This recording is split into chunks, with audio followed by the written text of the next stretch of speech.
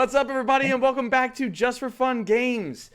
Today, finally, the MCU has started back up again. We can pick up with the latest season in what is less of a movie series and more of just like one gigantic TV show. So what better way to do that with an actual TV show? We're going to be talking about the first 2 episodes of WandaVision because we're regular people and we don't get access to that 3rd episode that some other guys got to watch. We are an unusual couple, you know. Oh, I don't think that was ever in question. Sorry. As always, we just stuck with the first 2 episodes. As always, my name is Jonathan Rodriguez, otherwise known as Azzy, and with me, as always, is my friend Nicholas Murga, otherwise known as Roy. What's up?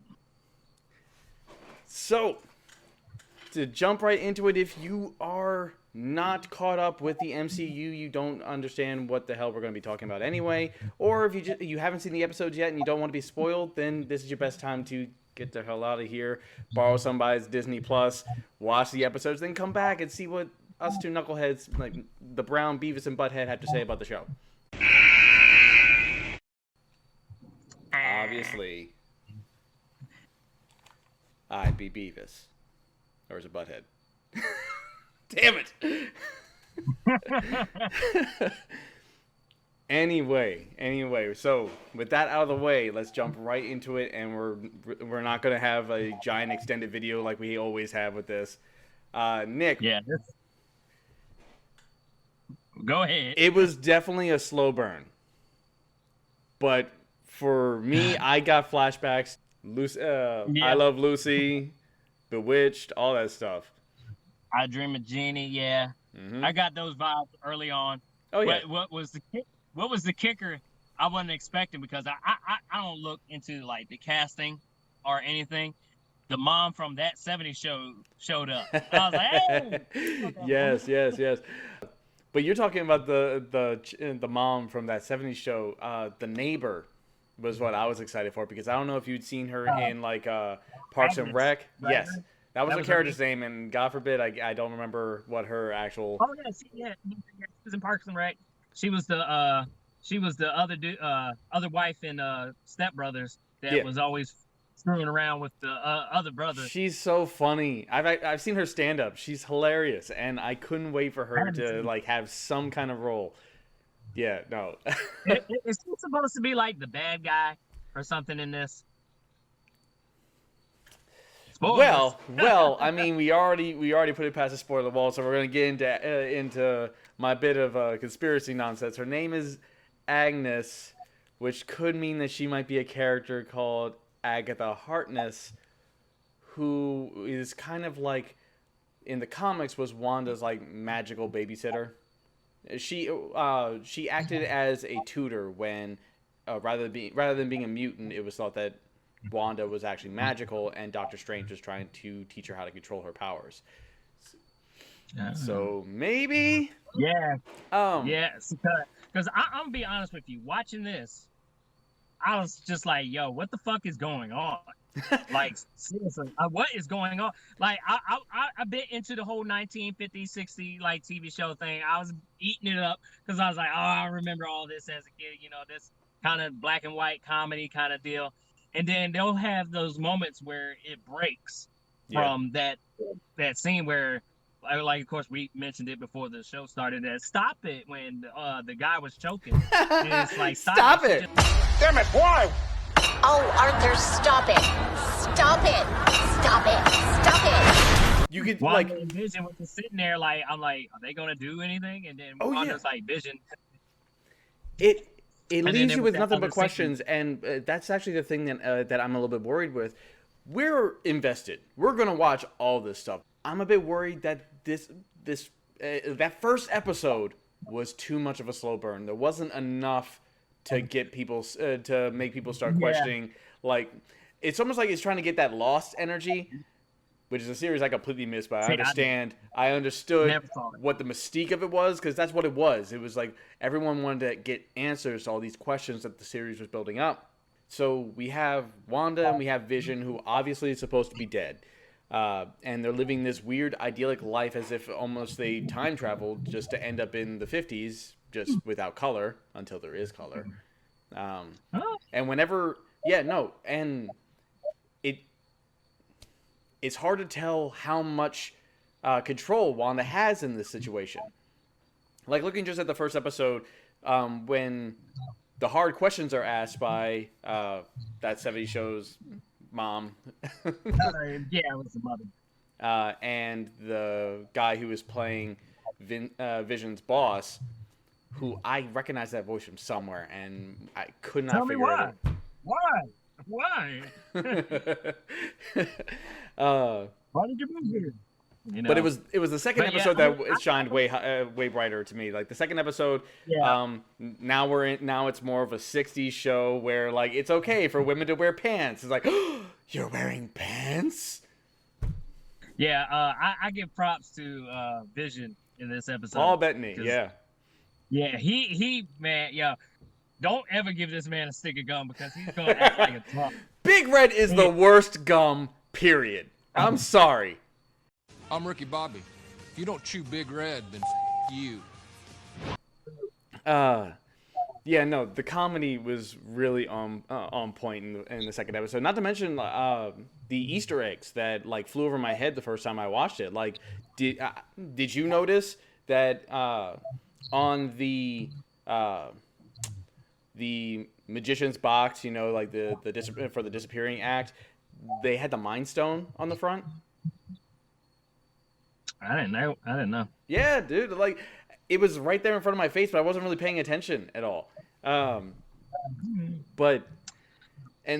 like the big kicker is like at the end of the first episode, the show ends like you would expect out of a like an I Love Lucy sitcom sort of thing, where it kind of pans out and you get the credits and the camera continues panning out and you see there's a person watching the TV, like a person that's on the outside that's actually watching the situation from a TV with the sword symbol, which in the comics is the interstellar version of S.H.I.E.L.D., where S.H.I.E.L.D. is about protecting like the planet from like domestic problems.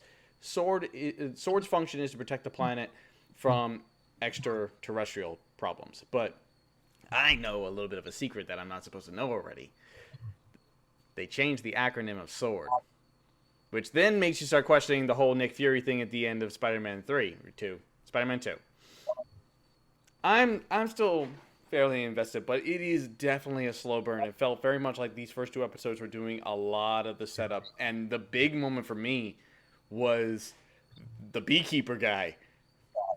Yeah, okay. At that point, I thought you could have threw Pennywise in there, and I would have believed it. Like, oh shit! Yeah. He had that Pennywise / like dramatic squirrel energy.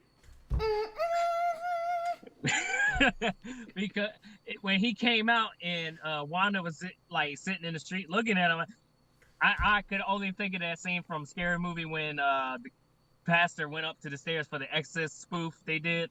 And he walked up in there and saw that girl turn her neck and said, "Fuck this." She's like, "Nope." But that's that's